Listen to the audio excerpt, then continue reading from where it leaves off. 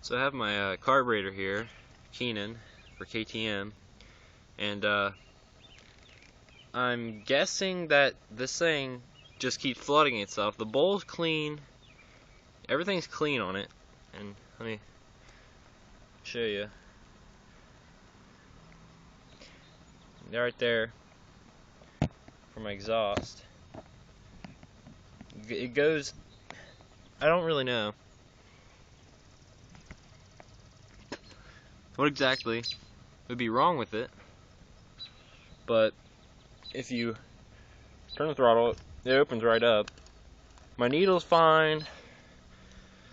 I'm thinking in the bowl here that my floats might be bad, but when you give it gas and you try to kick it over,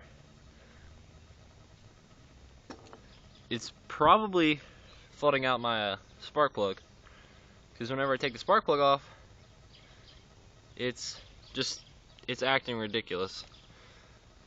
It loses, I don't know how to say it, probably loses a good bit of the spark that you get. I think my coil might be bad too. I'm not sure. And I think this right here is my grounding wire for my kill switch. I'm not sure about that either. I'd like to find that out. So I mean, if this is my kill switch wire, I have a kill switch. I just need to get it into this right here. Mount it on here. I'm gonna put it in the middle of the bars. I'm pretty sure it should ground out on aluminum. I think that's what this is. But all my overflow valves work. My choke works. I can get air into it right there. Choke hole. That right there it was idling pretty well with the setting right here. And I was thinking that my throttle cable was either too short or too long. It works fine. That's open.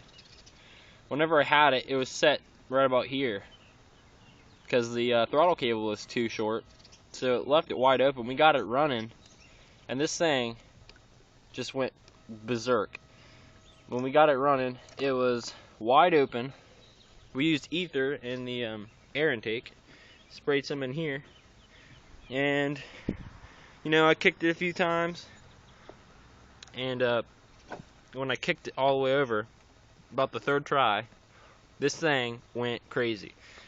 The guys who gave it to me spray painted this bad boy with unresistant paint. So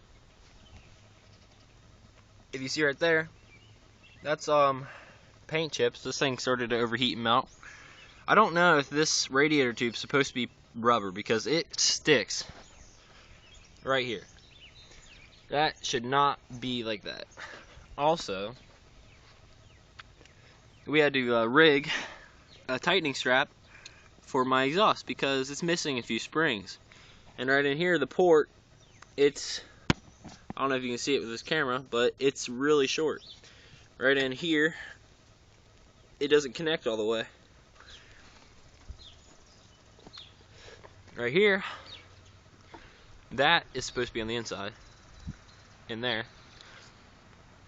My exhaust is ridiculous. It doesn't even, I don't think it has any packing in it, but I'm missing bolts here and right here on the other side too.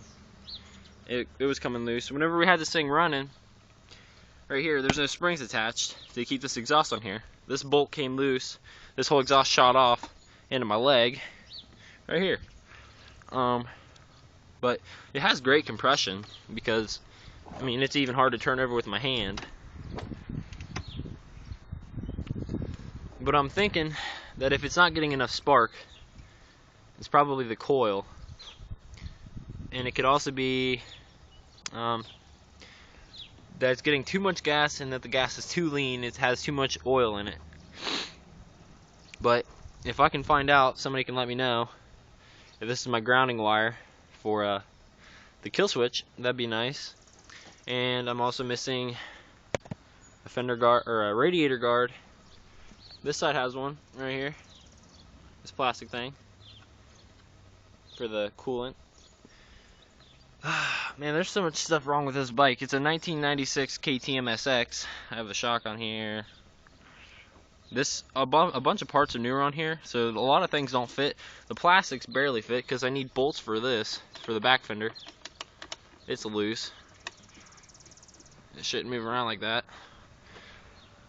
This whole back seat part, I think this is brand new, or they painted it or made it, because nothing really fits on it. But as you can tell, this is clearly chrome colored. This is old. This is the original bike frame. Let me get over here.